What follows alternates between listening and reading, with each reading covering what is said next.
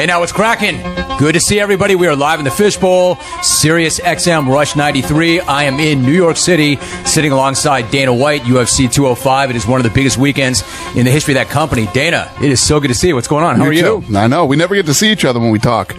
Now, Dan, you and I have done this a lot for a long, long time, but normally we have that 7 or 8 minute conversation. This is a town hall meeting. We've got people in the Fishbowl. There's a lot of energy here, and everybody's fired up about this sort of thing. I'm glad that you and I can spend some time together, kind of chop it up. First things first, the presser went down a couple of hours ago. For those who have not seen it, Conor McGregor picked up a chair, looked like he was going to lob that chair. They're not only moving furniture around, they're trying to throw furniture at each other. Right. How did it go for you?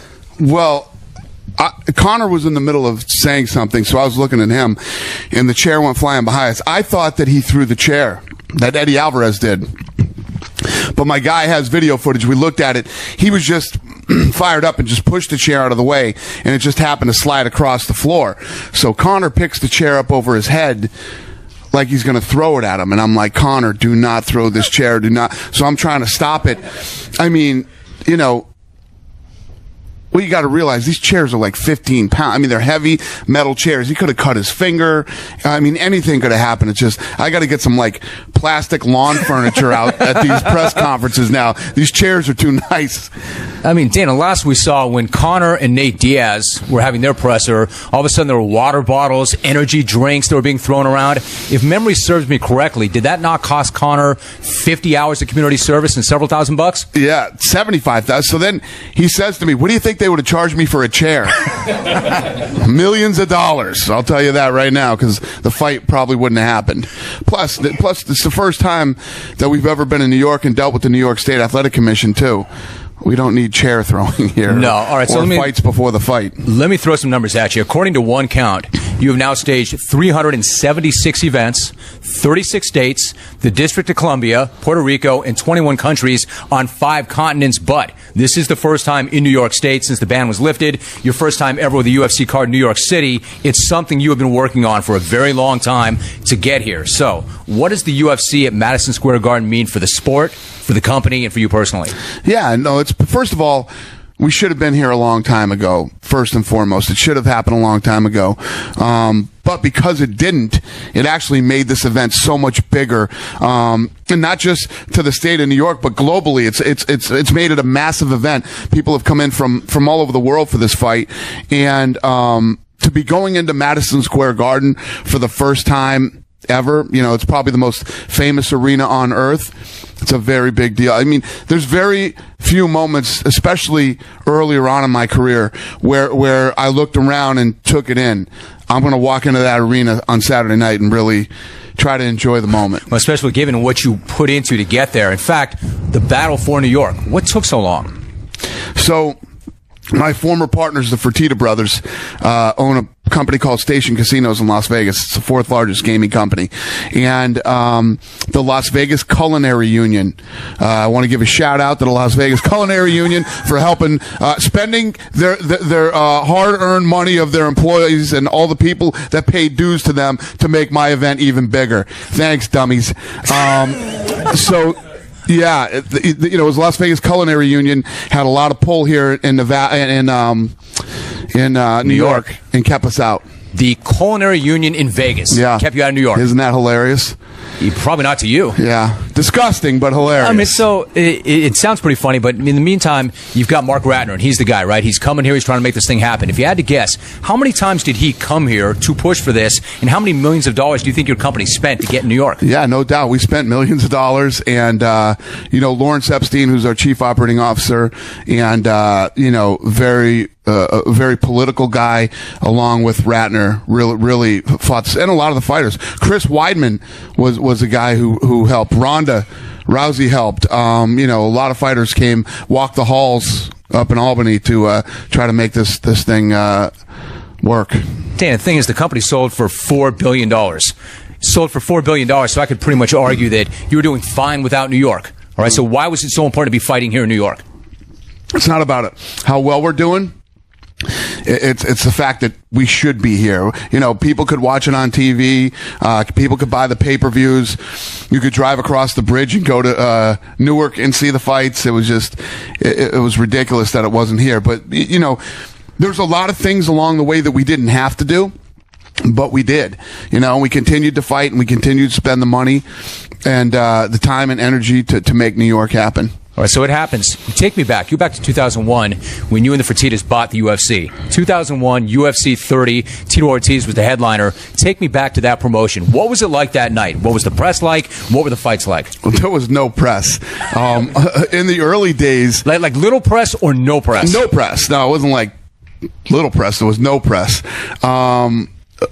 We would have literally, if anybody showed up, anybody could, Horse and Hound could have showed up, magazine, and we would have, anybody, we would have, my favorite story ever is we did a press conference. I don't even remember where it was, but we literally had no media. And we were pushing Tito as, Mexico's next big thing.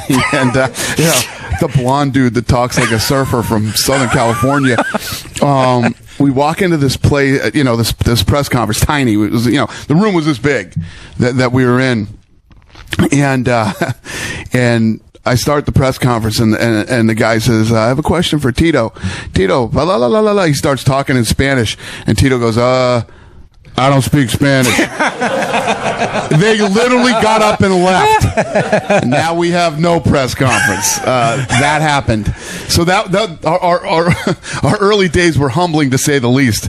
And yeah. I'm going to say to you, if you were...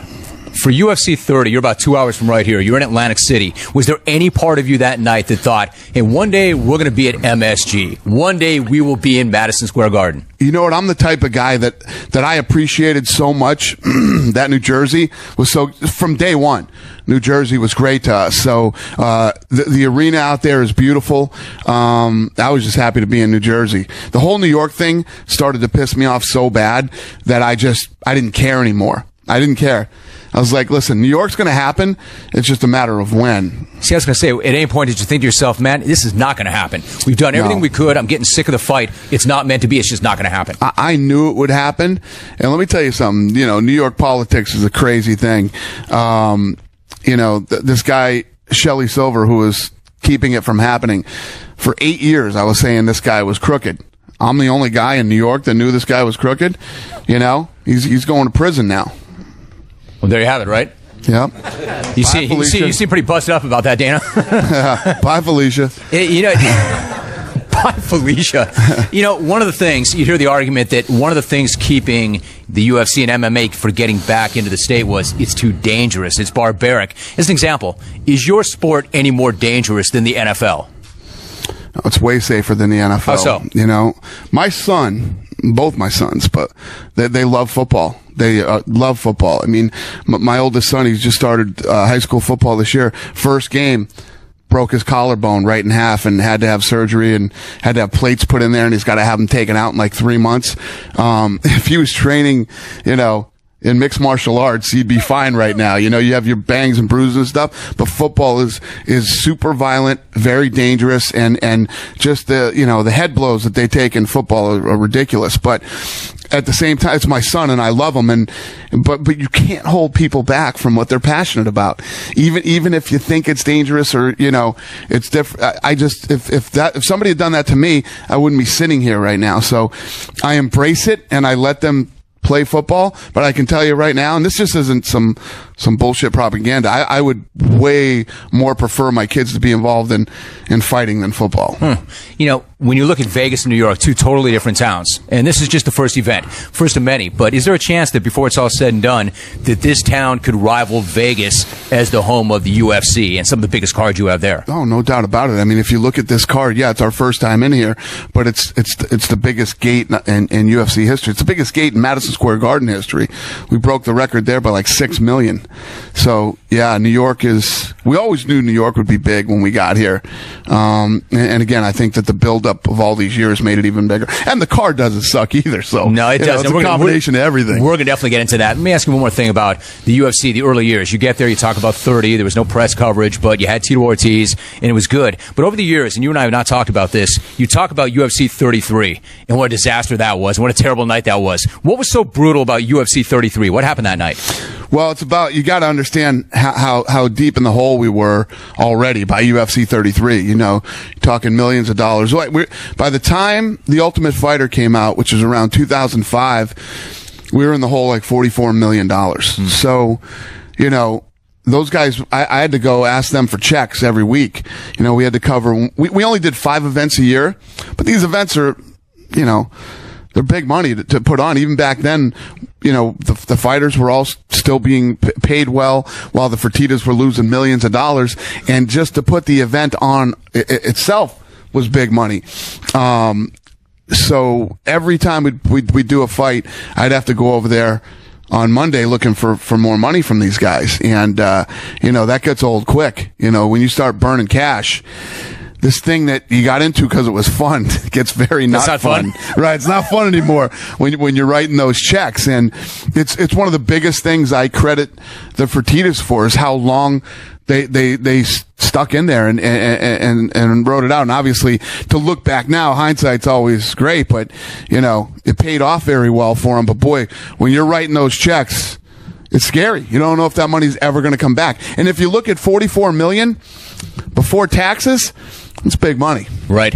That's 88 or 90 million before taxes. Yep. So, I mean, how do you know that thing's going to turn? How do you stay in that fight? Did you have no choice but to stay in and grind it out because you were so deep? How do you know it's going to turn? You don't know. You know, I obviously, I mean, anybody who's been around the sport long enough knows how much I believed in this sport and what the potential for the sport was.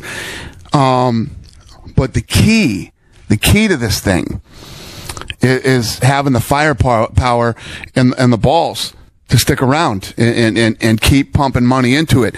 And I say this now, you know, this new deal we're in with Ari Emanuel and the, you know, William Morris and IMG, he's a smart guy, and I love the plan. I love where this thing's going. I'm in, but I don't know if there will ever be bigger contributors to the sport of mixed martial arts than the Fertitta brothers. Well, it's easy now. Oh, Viacom's involved and all these other guys are into it, and everybody, you know, now it's easy, you know, but back then, you know, there was no light at the end of the tunnel. We didn't think this thing, you know, you didn't know if the money was coming back. So, Dan, if you guys get into this thing for $2 million, and then at the end of the day, you sell this thing for $4 billion with a B in front of it, and that deal is done, I mean, are you looking around and thinking to yourself, what the hell just happened? Yeah. What just happened? We put every ounce of blood and sweat we had into this, and we turned 2 into $4 billion. What happened? Yeah, what's crazy, I was a mess when the deal happened. I was not in a good place. You said you Howard Hughes did. Oh, yeah. I went up into a hotel room and didn't come out, didn't eat or sleep for 2 days. And yeah, I was really messed up. You know, I never thought, if you'd have told me that would happen to me, I'd have never believed it, you know. It was global news. It's on, and especially you can imagine in Vegas. I mean, that's the only thing they talked about. The 30-minute news thing was just about us and how much money we just made and how much money I made. And, you know, yeah, I don't know, man. I was with these guys for 20 years. These guys were like my brothers, you know, and now it was over, and it really screwed me up. So, I mean, you sound like you freaked out. Oh, I freaked out. Yeah, that's an understatement. And then I was actually at the Palace Station. I was boarded up there for like 2 days. Lorenzo came and got me. Out of there. And, you know, I'm all messed up, and we have to go speak to our employees now. And I'm in no shape to talk to the employees, right? You know, and tell them how great this thing's going to be and all this stuff. So, it just so happened at that time that's in Las Vegas. All the NBA players come into Las Vegas and they train and play these games literally right next door to Palace Station, which is across the street from our office. I go downstairs and all these NBA players are in the lobby and they start yelling, "Hey, it's the $4 billion man." And they're yelling all this crazy shit. I'm like, dude, if those guys think you're rich, yeah, right. If those guys think you're rich, yeah. All right. So let's take a short time out. When we come back, I want to talk about the card itself, 205. And Dana, I did talk to Conor McGregor earlier today. The King is in town. When I drove in last night, I saw the Phantom. It was not that hard to find, the notorious one. So I want to talk about Conor and the matchup, and it's great to have you here. So we'll take a short time out. We are live in the Fishbowl, SiriusXM Rush 93. We are in New York City. We're talking about UFC 205. The president of the UFC, Dana White, joining me here in studio. We take a short time out and we talk about 205 and Conor McGregor when we come back. Welcome back. That's what I'm saying.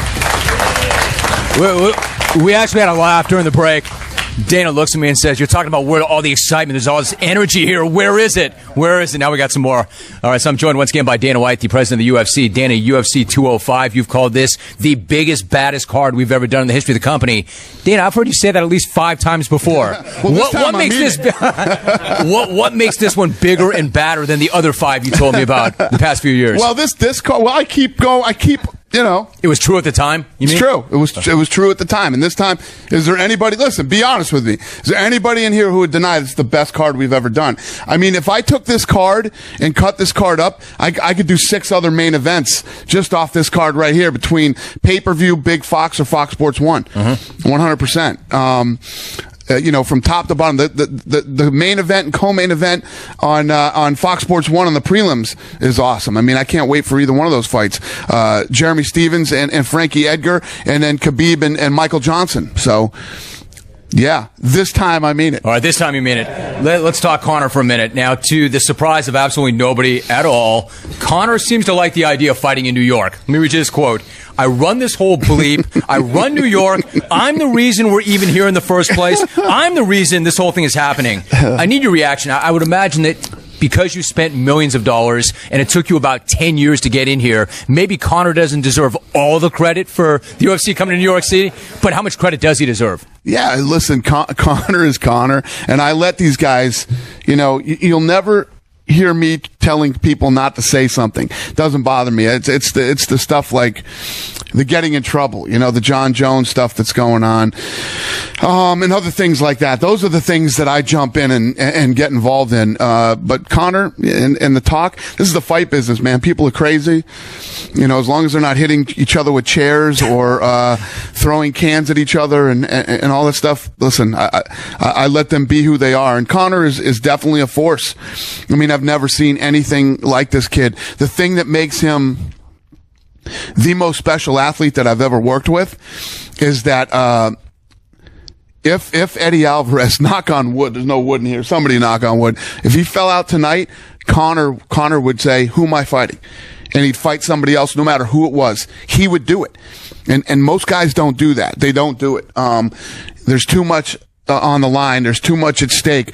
They're too famous. They have the belt. They're making too much money. He pushes all his chips on the table every time he fights. And I think that's what makes him the most special guy that's ever fought here, or girl. And I think the fans would agree that they love that type of personality. They love, even if you hate Conor and you don't like the way he acts, you don't like the thing he says, somebody in this room tell me the last time they saw a boring Conor McGregor fight.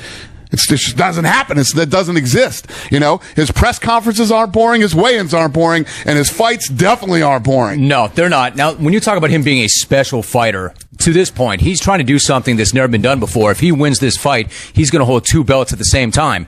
Now, the question is, and he's got a shot to do this, this is pissing off a lot of other fighters that he even gets that shot. Right. So in terms of him being special, is he getting special treatment? Right. Does he have a certain amount of power that other fighters do not have? Is he different in that regard? Listen, for me to say no would be ridiculous. Of course he does.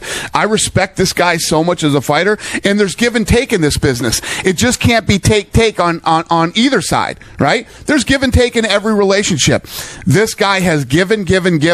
When we're looking down the barrel of a fight being canceled, this guy steps up and takes any type of fight.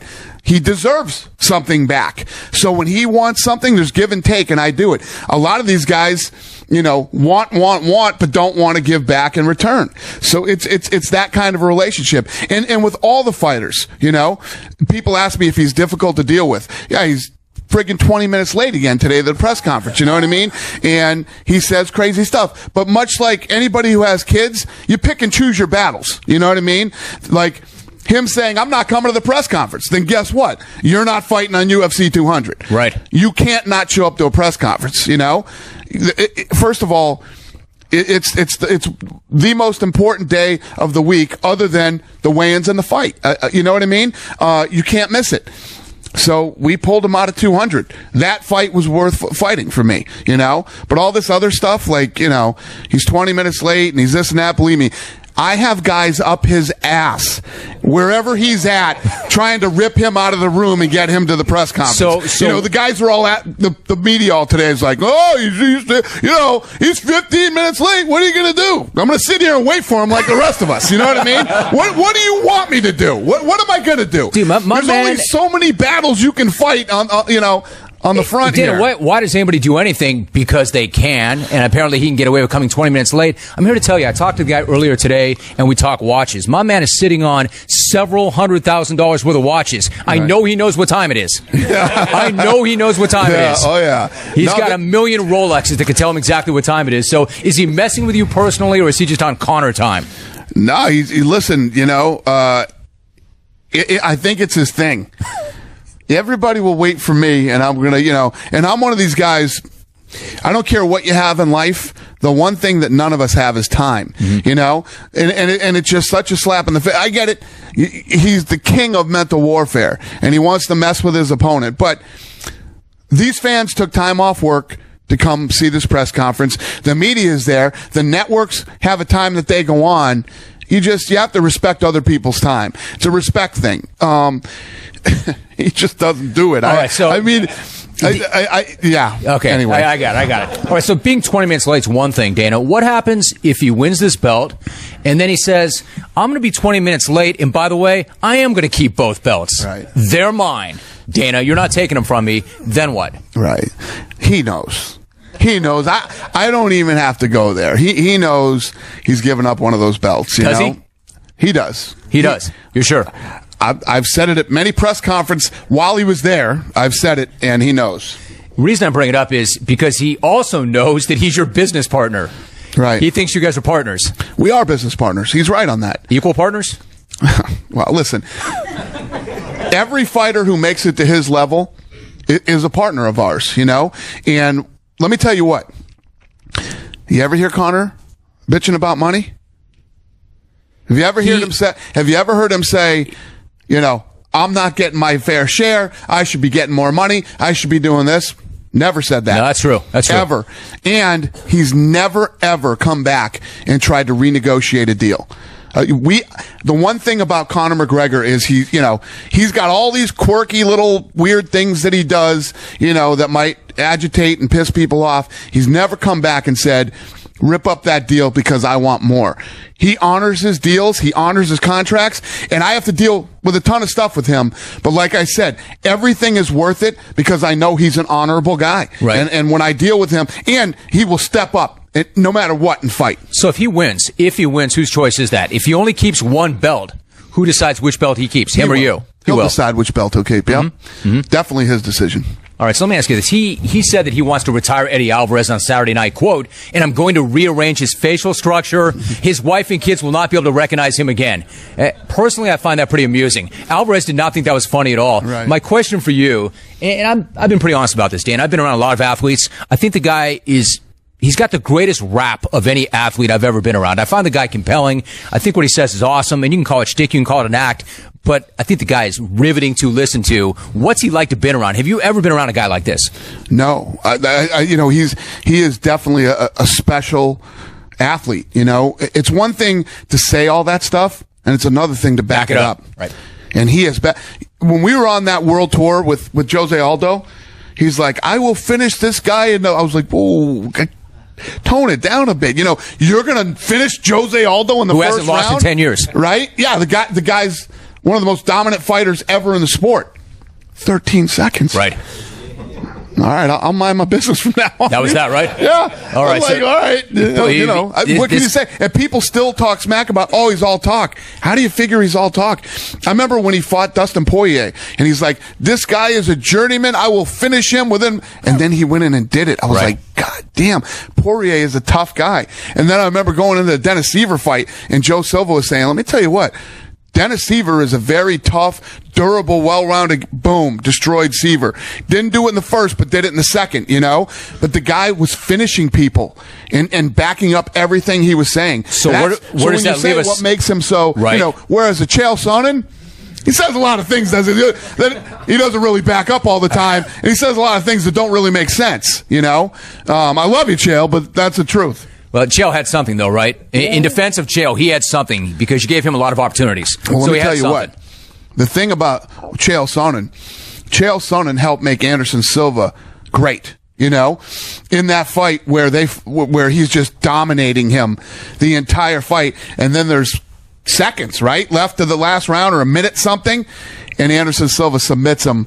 It was one of the greatest fights ever. So, right. So, Dan, in terms of the matchup itself, I mean, we could say the same thing about Alvarez. He is no joke. This guy's no joke. He's got the belt. He's dangerous. What is Conor's biggest concern when it comes to Alvarez and the matchup? Well, obviously, you know, Eddie has cardio for days. This guy's got unbelievable cardio, and he's obviously got power because look at what he did to Dos Anjos, you know? And that Ferguson-Dos Anjos fight on Saturday was ridiculous.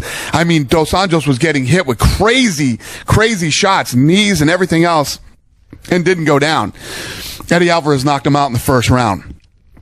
The other thing in my opinion, I think Eddie Alvarez is going to come out and fight the way he did in the Anthony Pettis fight. Mm-hmm. I think he's going to try to get Conor up against the fence and take him down, or just push him against the fence and try to work on the fence. I don't think he's going to come out in the middle of the octagon and trade with Conor and start throwing punches. And everybody believes that the huge hole in Conor's game is the wrestling. So, have you seen an improvement in that regard? Has he gotten better? This is the fight where we'll really know. You know, the one thing, you know, if you want to be a critic and you want to poke holes in things, you know, you talk about the Chad Mendes fight, right? Yep. Chad Mendes took him down. He held that top position, you know, and Conor did get up a couple of times, but it wasn't easy. Eddie Alvarez is a much bigger, stronger fighter. He's a great wrestler. And you know, we'll see. All right, so one thought about that quickly. Alvarez says that Conor is the least intimidating man he's ever met. If you're Alvarez, what is your biggest concern when it comes to Conor? And do you think Conor wins so many fights before the fight itself, do you think he's in his head and under his skin? They're both playing that game right now. You know, to say that. Who's winning that game right now? Eddie Alvarez is playing that game too. Listen, if you're about to fight Conor McGregor, you better fear his hands. If you don't respect his hands, you're crazy. He touches guys. He dropped Nate Diaz at a higher weight class. All the other guys he's knocked out. He knocked out Jose Aldo in 13 seconds. If he touches you, you're in trouble. You get hurt. The other thing Conor has is nasty kicks. The spinning heel kick to the body punishes people, you know? It comes off so fast and he's so accurate with that shot. You know, he's absolutely got to worry about his stand-up. All right, here's what we'll do. We'll take a short time out. Dana, when we come back, you mentioned Jon Jones. I want to get your thoughts on him and the latest with him. Ronda Rousey is also going to fight at the end of the year. I want to talk to you about her and more about UFC 205. We are live in New York City. Hey, folks, give it up for Dana White. SiriusXM, the town hall meeting, Rush 93. We come right back and we talk Jon Jones and Ronda next. Going right through it in the fishbowl. Everybody, what's up? Dana White, president of UFC.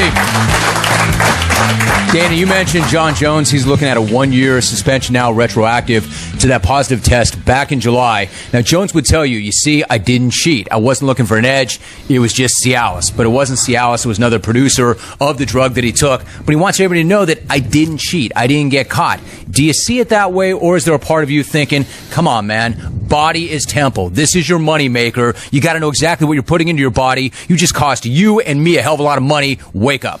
He cost himself a hell of a lot of money. I'm doing all right. You know what I mean? It's like these guys, you have a very short window of opportunity, you know, and who knows where he'd be. He could be fighting at heavyweight right now. You know, he probably lost $15-20 million. And he's probably the greatest talent we've ever seen in the sport. And it's sad to see it go like this. And the unfortunate part is, you know, time off is nobody's friend in this sport. You have to stay active. You have to stay busy. I don't know what the reason is that the sport is like that. You have to.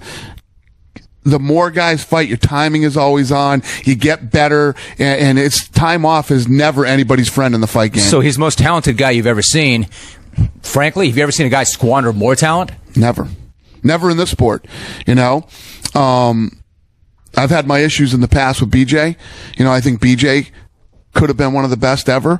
You know, and I've had my issues with BJ, but Jon Jones is by far. You know. So do you trust him going forward? That's a great question. I don't. No. You know what I mean? I don't. My partner Ari and Patrick, if in my opinion, I would never take the risk of headlining a show with John Jones again. I'd put him on the card, but I wouldn't headline with him until he consistently gets back on track. Millions of dollars are spent on this. And for a card to fall apart, how many cards have fallen apart because John Jones, gets in trouble for something? So no, I'm not at that place with him. Dana, what about Ronda Rousey? She's going to fight at UFC 207 in December against Amanda Nunes. By the time she fights again, it would have been an entire year since she's off. I mean, did you ever think it would take her that long to get back in the cage? And at any point, did you think she's not coming back? No, I never thought she wasn't coming back. One of the things, I know everybody thinks I baby Ronda and all this other stuff. Ronda worked her ass off for years for this company. I mean, we sent her everywhere. She would never say no. She wouldn't say no. She'd do anything we needed to do. And because of that, she became a huge star. And when she told me she wanted time off after that fight, number one, anybody who has that in their head that they need time off or they might not want to fight or whatever, you give it to them. You know what I mean? This is a sport that you have to be all in. You have to be Joanna Jędrzejczyk. That kind of, mentally, she is a gangster, I get this. She worked for you, but other fighters, when they lose, and when they lose badly, they can't get back to it fast enough, right? Conor gets beat by Nate Diaz. He wants a shot against Nate Diaz right away. All of them do that. Holly Holm, all of them do that, but Ronda didn't. Right. Why not? So you give her the time. She felt she needed the time. She wanted the time off, and I said, take as much time as you want. Yeah, but when you got that aura, when you've got that mystique, when you're the baddest ass in the entire world and you can't lose, and then suddenly that happens, and that mystique and that aura is ripped from you, fighters don't always come back. What kind of a fighter do you think you'll see when she comes back? Because that was ripped from her. Because this is really new. Women have been in the UFC for a little while. One of the things you have to remember, even if you're the baddest woman in the world, they're still women. And at the end of the day, women deal with stuff different than men do. Completely. Dealing with our female fighters is completely different. How so? In every way, shape, and form. I mean, women are built different than we are. Even if they're fighters, even if they're the baddest women in the world, they're just built different. They handle things different than we do. Emotionally, they're different than we are. It's a completely all of them, different. like Holly Holm wanted to come back really quickly. Miesha Tate wanted to come back really quickly. Were they that different to deal with? Well, if you look at Ronda, too, Miesha Tate's been fighting for years. Holly Holm fought in boxing for years. She's been through all the big ups and downs. Ronda had been here, I think she had 7 or 8 fights. You know what I mean? And she'd been with us for 2 or 3 years, whatever it was. She apparently, from what I understand, is when she lost the year before she won the Olympics, she responded the same way. So that's just the way she deals with things. If she loses this fight, is she done? Is she going to call it a day? I don't know. I would think if she did, she might, but we'll have to see. I mean, we'll see how she deals with that and what happens. I don't know. I honestly couldn't answer that.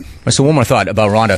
Cyborg wants her. Presumably Ronda wants Cyborg. The fans want that. The beauty of your sport, your company, the best fights get made. This is not like boxing. The best fights always get made. Right. Is that a fight that's going to happen, do you think? Yeah. Ronda has never said, I don't want to fight Cyborg. The exact opposite.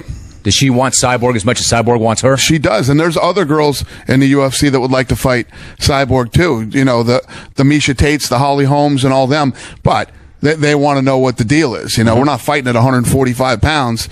Is it at 140? Is it, those are the things that have to be worked out. Dan, Jeff Boris is an agent who represented baseball players like Barry Bonds. He's talked about forming a fighters union. You've heard this before. Yeah. What's your reaction to the possibility of a fighters union? Good luck to you. You know what I mean? The fighting business is so different. This is an individual sport. This isn't a team sport. It's completely different. And, let me tell you what, these fighters have managers for one fight and they fire them and then they're on to the next guy. And it's a lot of crazy stuff goes on in this business. I just, but at the end of the day, do I care about a union? I got to negotiate with somebody. A union wouldn't be my problem. The union would be the fighter's problem. Right, but from a fighter's perspective, is there any downside? Like this same guy, Boris, would argue that, look at the numbers, look at your league. It matches up with these other big sports leagues, and they all have unions. Is there any downside to the fighter to be unionized? Unions don't necessarily make things better. You know what I mean? Careful what you wish for. So it sounds like you're not a big fan of unions. I could care either way. Listen, I could care less if that's whatever. It doesn't matter to me. Mm-hmm. Yeah, Dan, the company's changed a little bit in the sense that there was a round of layoffs, which sparked questions about whether or not the company was changing its approach. All right, so you talk about new ownership coming in. Is there any major change philosophically or strategically with the company, and especially as it occurs to going overseas with the product? Right. No. So what happened was, first of all, anytime there's a takeover of a company, somebody comes in and buys, usually people go away and they bring in their own people, which wasn't necessarily the case here as far as the management went. But when WME IMG came in and bought it, they already have they have a production facility, they already have people who could do some of the things that our guys were doing. And, it's completely normal. When a company comes in and buys another company. I mean, certainly something changed, right? What changed when they came in? Well, some people were let go, and now instead of having everything in house like we did, some things IMG will handle that we used to. So we're right now working on this transition where we're figuring out how to work together. So, Dan, for instance, I remember for UFC 200, when you found out about John Jones, I mean, you're having a steak dinner, you're setting up for the biggest promotion ever, and then you find out Jones is not going to be available. And then you got to deal with this. You got to deal with what happened, what are we going to say, who do we get to replace this guy, and what happens down to 200. Is there any part of you that's thinking, man, I am now the $4 billion man. I'm sitting on stacks and stacks and stacks. I don't want to deal with this sort of thing anymore. I don't want that phone call anymore. Let somebody else deal with it. No. Never. No. I love this thing, and I take it very serious. I feel like the Fertittas and I built this brand, built this sport.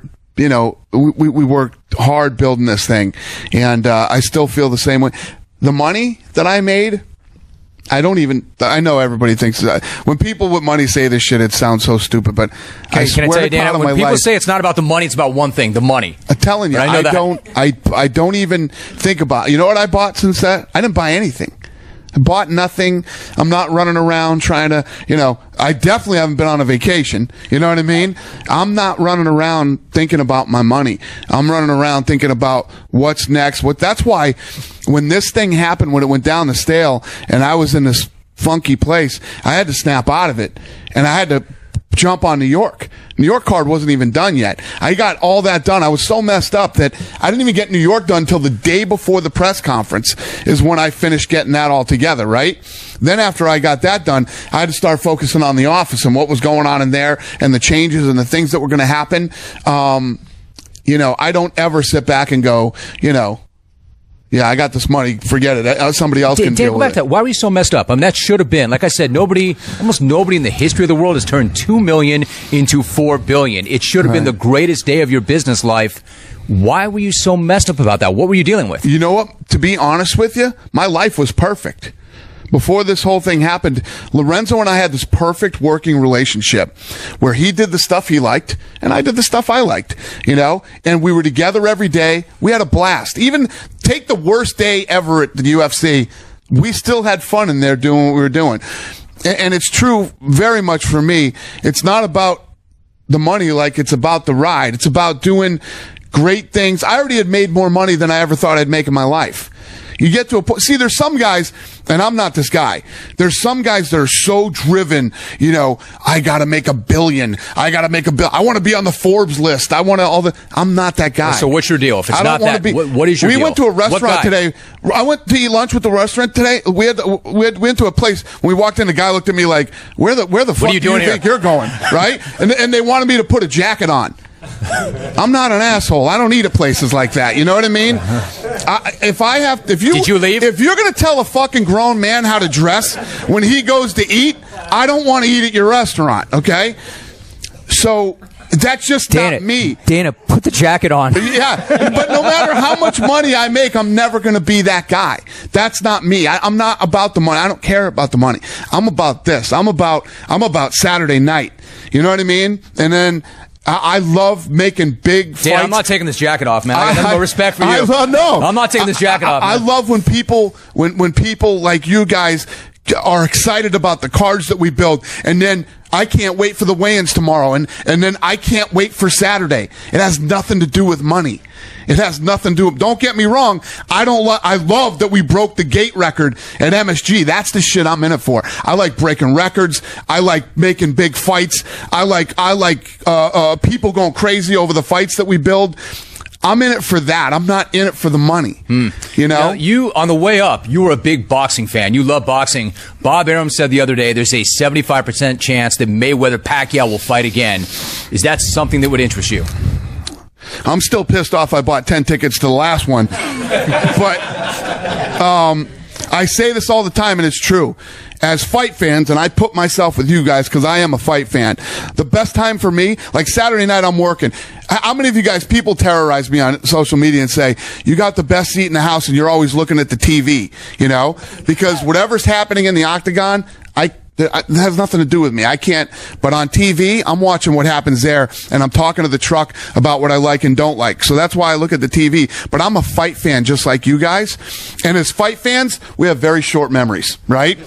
Oh, I'm done with this. I'll never watch this again. That decision sucked, and it's over, and that's it. And then the next fight comes. God damn, I can't wait for this fight on Saturday, right? As fight fans, we have really short memories, and I don't think everybody's memory is going to be short where they pull a $600 million number again. But, there's no doubt that that's the biggest fight to make unless somebody fights Triple G, you know?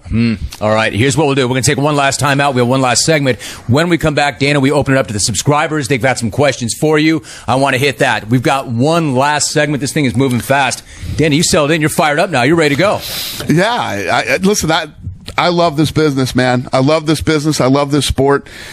And I'm such a loser, I don't know what else I do. This is all, I'm a fight geek. That's what I am. All right, we're going to come back. And when we do, subscribers are going to come at you. They've got some questions. We are live in the Fishbowl in New York City, SiriusXM. What this is a town hall with Dana White. It is for UFC 205. Fellas, get us to break. What's going on? Give it up.